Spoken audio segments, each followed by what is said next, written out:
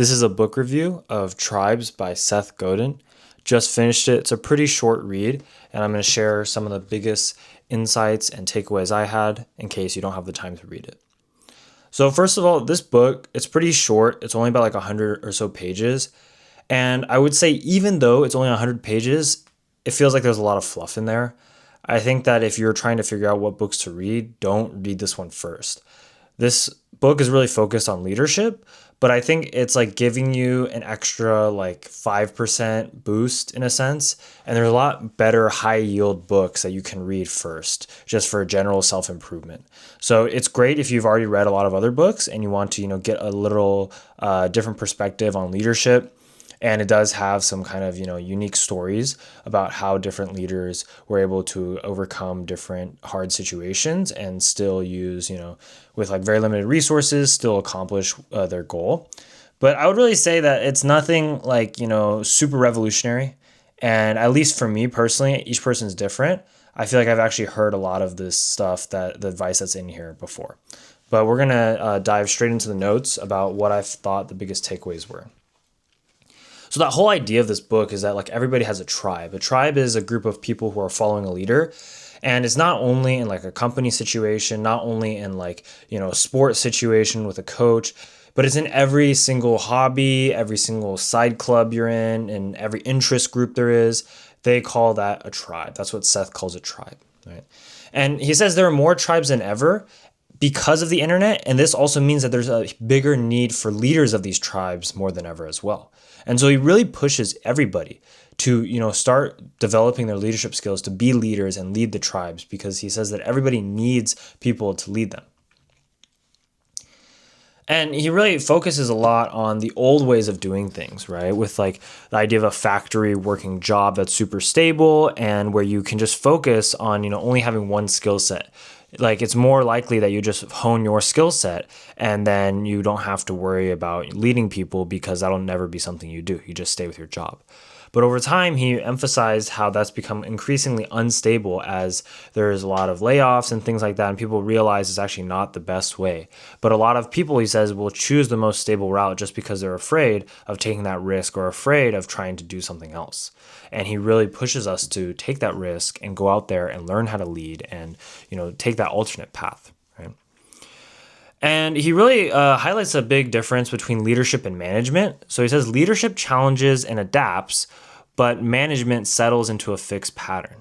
Sometimes we confuse these two, but the reality is management tends to be more stagnant while leadership is much more dynamic.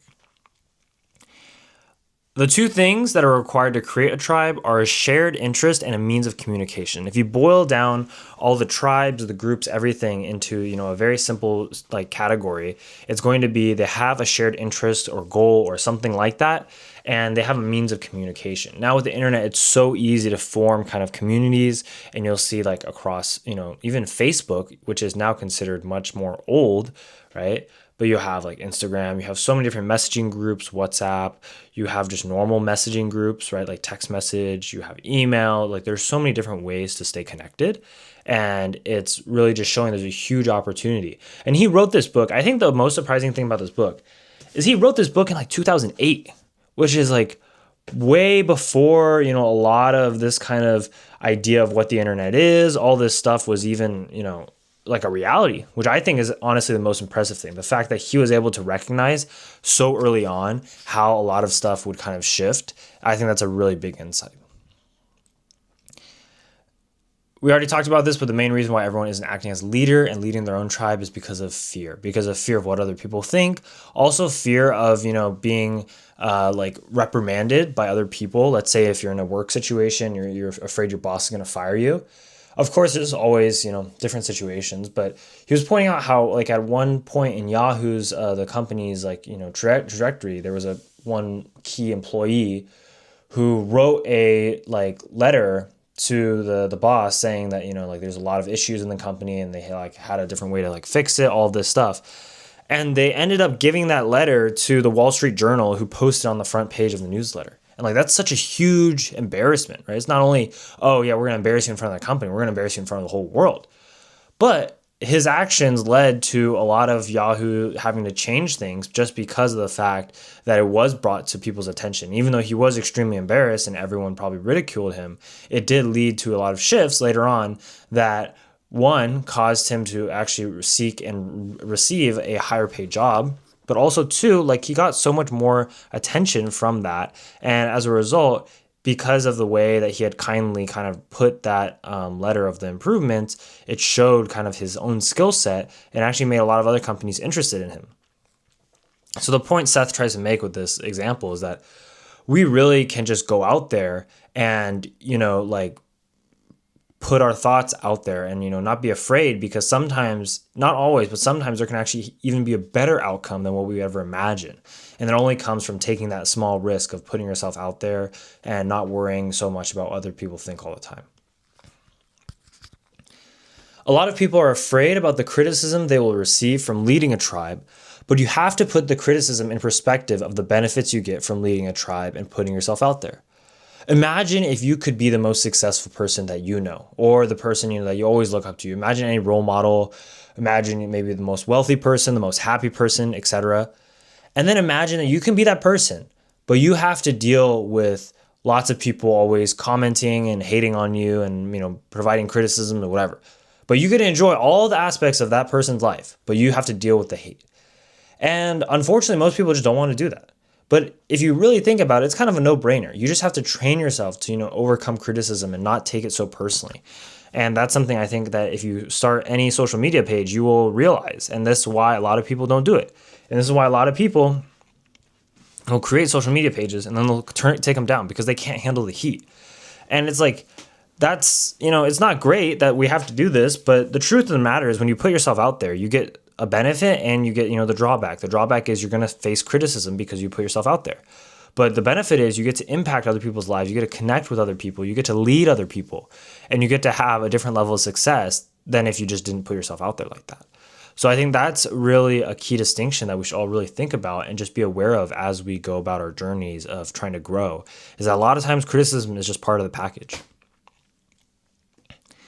Another part he really emphasizes is that we should focus on tightening our tribe instead of growing it. He really talks about the importance of small, really motivated and tight-knit communities.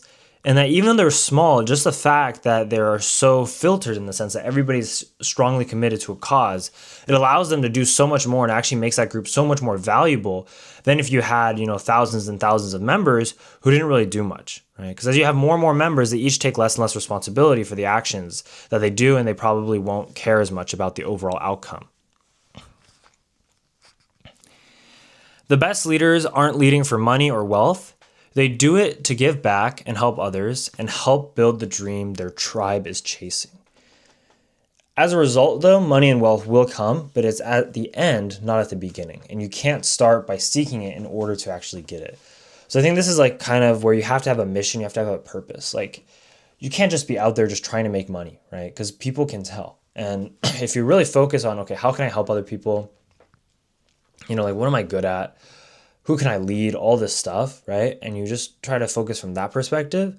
There will be better ways to more strategically manage that and strategically, cause that and turn that into a way for you to actually, sustain yourself with income than if you go the other way and just only focus on making money. Another thing he says is that reacting is extremely easy, but actually taking the initiative is hard. It's hard to plan ahead. It's hard to do things early, even though that's where the value is, right? If someone makes another iPhone now, it doesn't matter. We already have iPhones. We don't need another iPhone. But making the iPhone back 20 years ago, that was the most valuable thing that happened because that was taking a step in a new direction. And that is where the most value is when you do it early. Leaders really shift the blame towards themselves to find out how they can improve instead of blaming others for their shortcomings. So you have to understand if you want to lead other people, you have to be, responsible to take the hit. And by doing that, though, you establish a lot of trust with your, tribe members. But the truth of the matter is that nobody also wants to do that. So people are afraid of what other people think and the criticism. And also, no one wants to take the blame. They're like, why would I want to take the blame, right? So, yeah. And I think another big thing that this book's talking about is that people want you to listen to them, right? A lot of times, believe it or not, they don't care as much what you actually do, but they care that you actually listen to them. And how does this apply? Well, it's like if you're going to make a decision and you know this is the correct decision, but you want to, let's say, make people less, upset with it, you should give them all an opportunity to voice their opinion, listen, like actually listen to it, and then still make the same decision that you were going to make originally. Even though they may still be unhappy, they will feel much better because they feel like you at least heard their voices and still made the decision. And so they were still, as in a part, like included in that decision-making process. Also, to avoid mass resistance, you should find people who are comfortable and successful doing the opposite of the status quo or whatever you're trying to change, right? Doing what you want to change, like there are examples of that, and try to amplify their story. Because what this does is it really shows how, there's similarities and they're also doing what you want, right? So one example of this was there was some different country, not the US, and there was like people who were in a nonprofit, they're trying to get like improved, lower malnutrition rates, okay? And the problem with that is a lot of times it's just due to habit and culture and what a lot of families are used to. So when you have these outsiders come in and try to tell you, oh, no, you need to change what you're eating, it's very difficult because they're like, who are you to tell me what I should eat, right? And there's a lot of that aspect. But if you find someone in that community who's already eating the things that will, decrease rates of malnourishment, and you just use all your strength and energy to publicize their story as widespread as possible, people have less resistance because they see that person as a member of their own community and they'll be more open to actually change. And there's a lot of examples like this in the book where the impact was huge, even though, they didn't do it through a conventional means. But the end result was that many children's lives was actually saved and it made a huge difference, which is something, it really shows you about how many different ways there are to go to solve a problem. So that was my summary of Tribes by Seth Godin. I think, if you, let's say, have already read 10 to 15 self-improvement books, go ahead, pick up this one. If not, focus on like some other bigger ones, I would say, because this one's not going to really, revolutionize how you view a lot of stuff. But it is helpful for leadership and more the fine-tuning of your leadership skills. If you have any questions, put them in the comments below. Make sure you subscribe for more, and I'll see you in the next video.